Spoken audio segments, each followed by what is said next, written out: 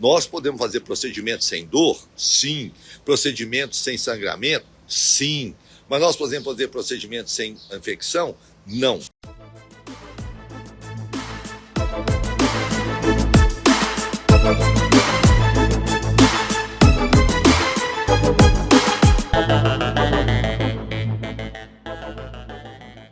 Vamos falar de antibiótico. E o nosso antibiótico, nós estamos, graças a Deus, muito restritos a um grupo, penicilina.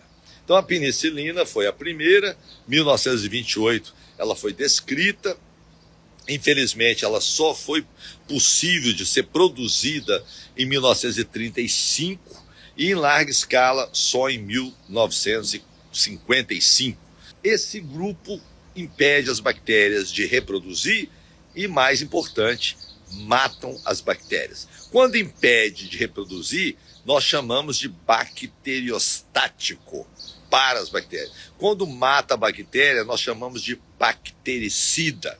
E esses antibióticos são bactericidas e bacteriostáticos por natureza, porque este anel beta-lactam entra dentro da parede e a bactéria, quando vai reproduzir, ela não consegue fazer o cross-link. E quais são os três representantes mais importantes desse grupo? A penicilina, a amoxicilina e a cefalosporina.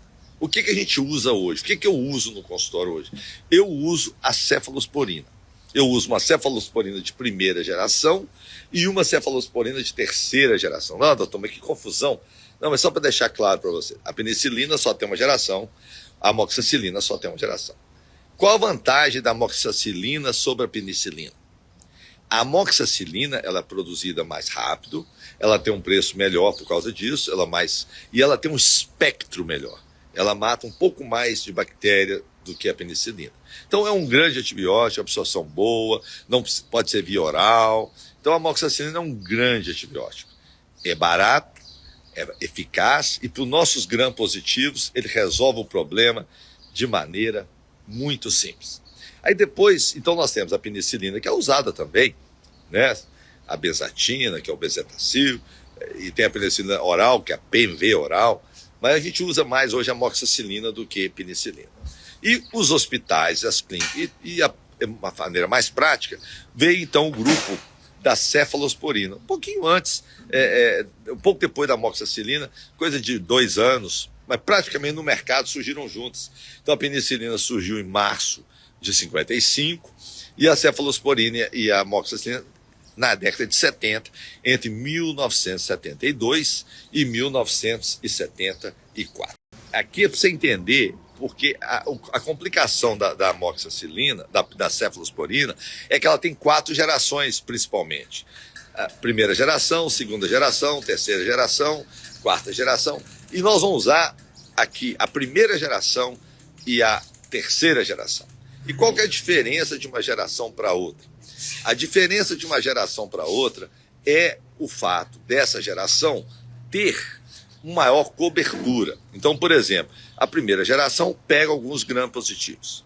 A segunda geração pega alguns gram-positivos com um pouco de anaeróbico e um pouco de gram-negativo.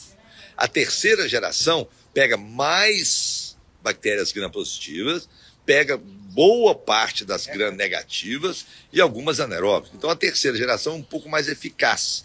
Ela cobre mais as infecções nossas. Nossas infecções são gram-positiva, Streptococcus e Staphylococcus. Doutor, me explica de novo a diferença. Streptococcus geralmente fica vermelho e doloroso. Staphylococcus é que produz pus.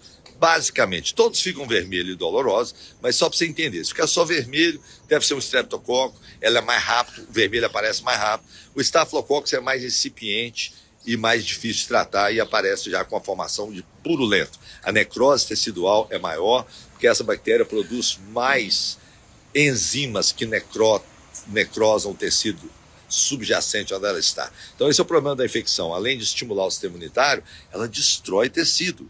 Tanto o Streptococcus quanto o Staphylococcus destrói nossos tecidos, por isso prejudicando nossos resultados e dando muito problema. E a cefalosporina de terceira geração, que a gente usa aqui, ela é venosa, então a gente usa muito uma terceira geração venosa na cirurgia, que é o Rocefin.